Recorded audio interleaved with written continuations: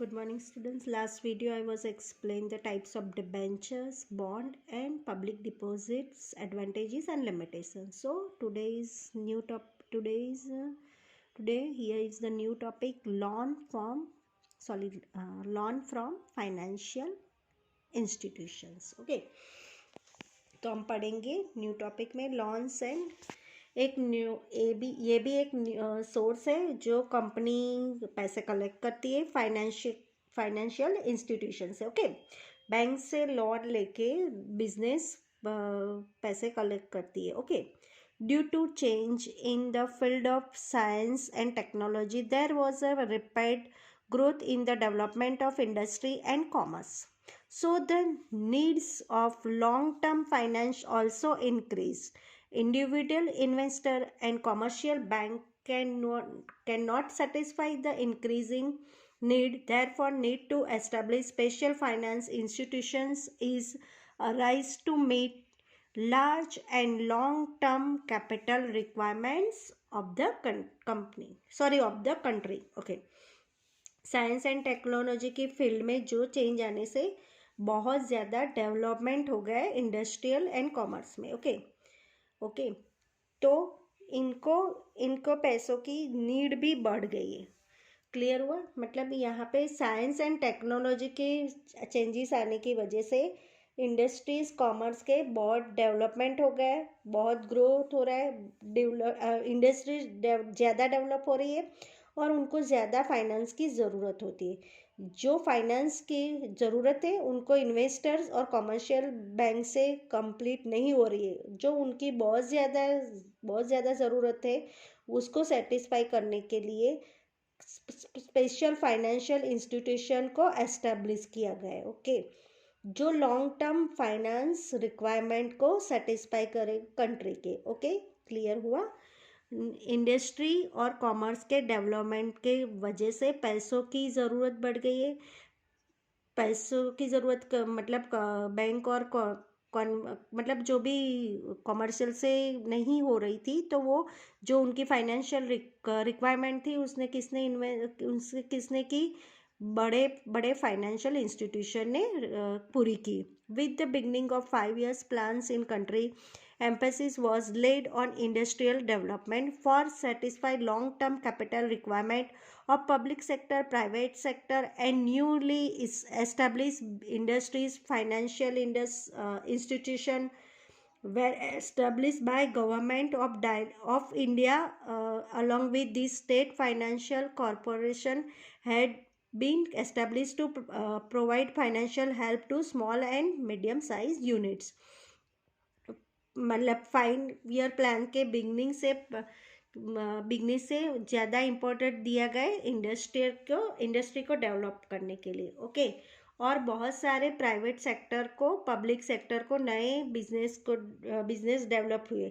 उनकी long term financial need को satisfy करने के लिए फाइनेंशियल इंस्टीट्यूशन को एस्टेब्लिश किया गया गवर्नमेंट के थ्रू। ओके, समझ में आ गया? ये सब क्या है? 5 years प्लान के साथ, बिगनिंग ऑफ 5 years प्लान के साथ ज़्यादा इम्पोर्टेंट दिया गया है इंडस्ट्री डेवलपमेंट करने के लिए। उसमें ज़्यादा इम्पोर्टेंट दिया गया, मतलब ज़्यादा उनको इंडस्ट्री डेवलपिंग, उनको ज़्यादा फाइनेंस चाहिए होगा था। उसको फाइनेंशियल रिक्वायरमेंट को किसने किया है? गवर्नमेंट ने जो एस्टेब्लिश करवाया था उसने उनको सेटिस्फेक्शन दिया। यहाँ पे मतलब स्टेट गवर्नमेंट ने भी मतलब वेरे एस्टेब्लिश किया, गवर्नमेंट ऑफ इंडिया को किया। Along with this state and financial corporation had been establish. यहाँ पे जो प्रोवाइड किया है फाइनेंशियल हेल्प, उसके बाद यहाँ पे है some of main financial institution providing long term borrow capital are as under. यहाँ पे जो फाइनेंशियल इंस्टीट्यूशन है जो long term borrow capital provide करते हैं। पहला है IFSCI, industrial financial corporation of India, IDBI, industrial development bank of India, ICICI, industrial credit and investment corporation of India, GSFC, Gujarat state finance corporation, GIIC, Gujarat industrial investment corporation. ये financial institution है, long term borrow capital करती है company को। Okay, clear हुआ?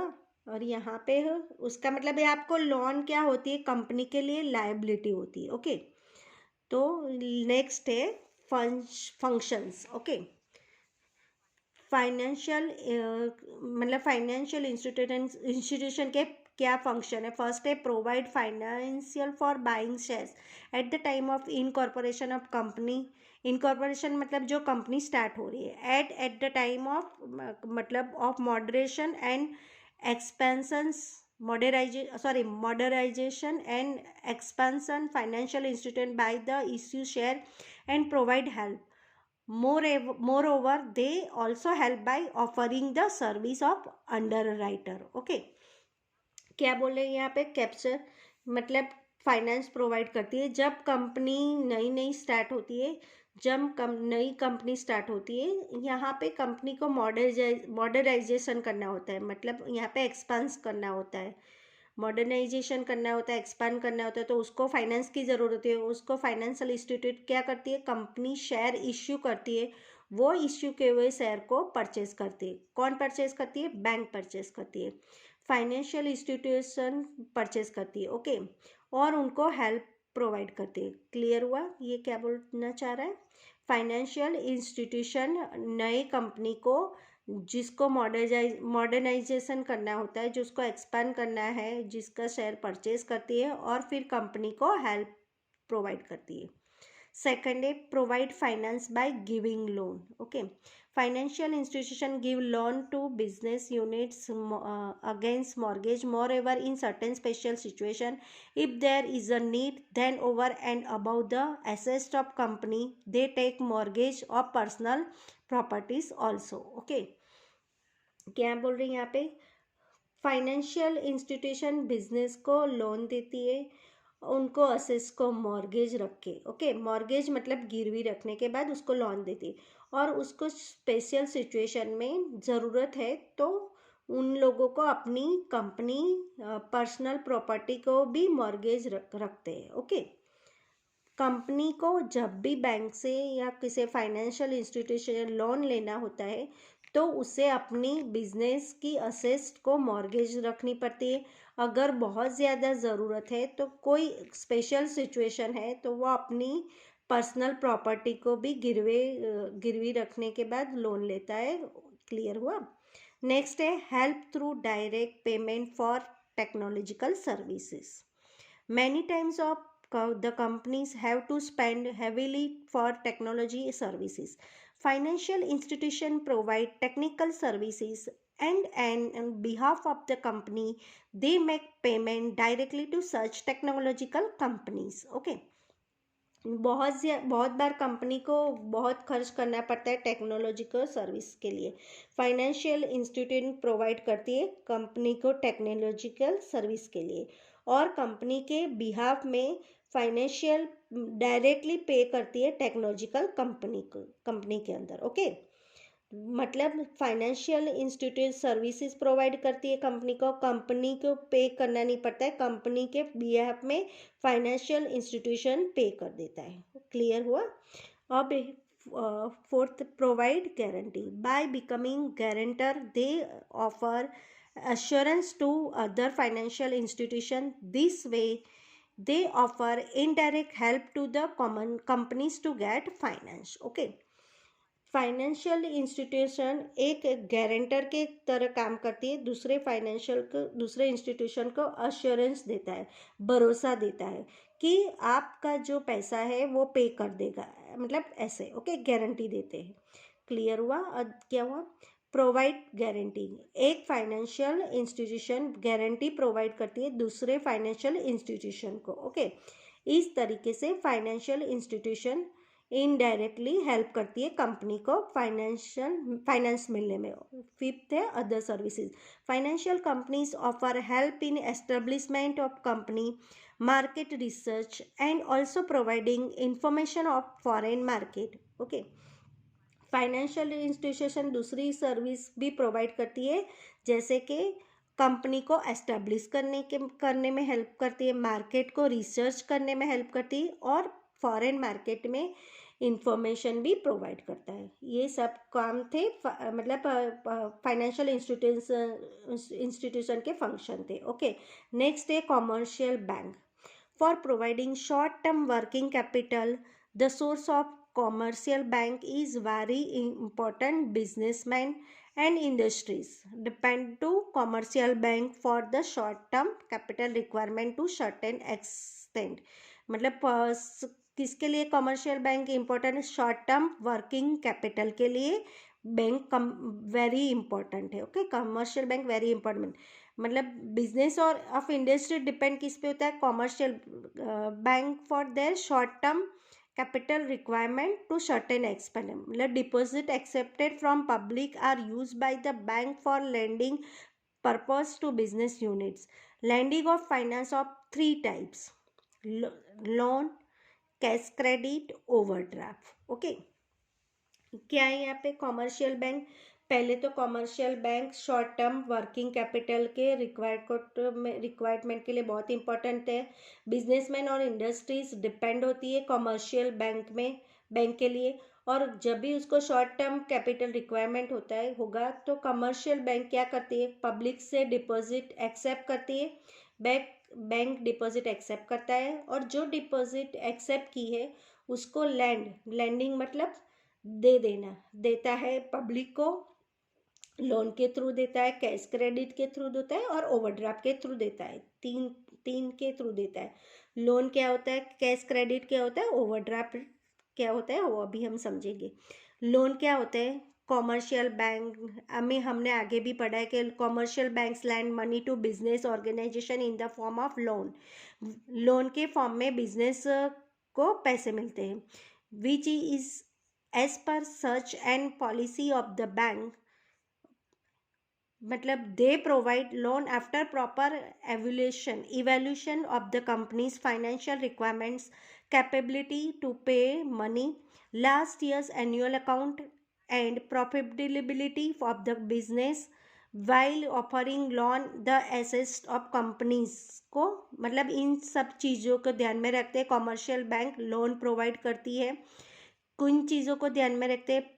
कितनी financial requirement है, कितनी capability उसको रीपे मनी करेगा, उसकी कैपेसिटी है कि नहीं पे करने की। अगर उसकी नहीं है तो वो भी देखेंगे। लास्ट ईयर का एनुअल अकाउंट प्रॉफिट किया था क्या लॉस किया था वो भी देखेंगे। उन सब चीज़ को ध्यान में देते ही वो कमर्शियल बैंक लोन देती है, अदरवाइज वो नहीं देती है। Okay, while offering loan the assets of company is mortgage in favor of bank. जब लोन देती है तो कंपनी के एसेट्स मॉर्गेज होती है। Interest have to be paid to fix rate. Company में जो प्रॉफिट किया है नहीं किया है वो नहीं देखते। फिक्स रेट आपको इंटरेस्ट उनको पे करना होता है कंपनी को, कॉमर्शियल बैंक को।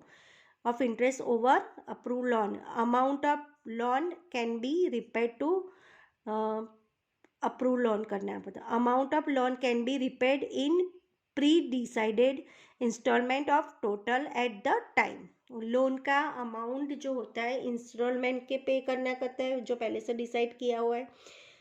इंस्टॉलमेंट में पे कर सकते हैं या फिर पूरा साथ में पे कर सकते हैं। और कमर्शियल बैंक के कैसे पे लैंड करती है, किस तरीके से पैसे देती है? एक लोन के थ्रू देती है।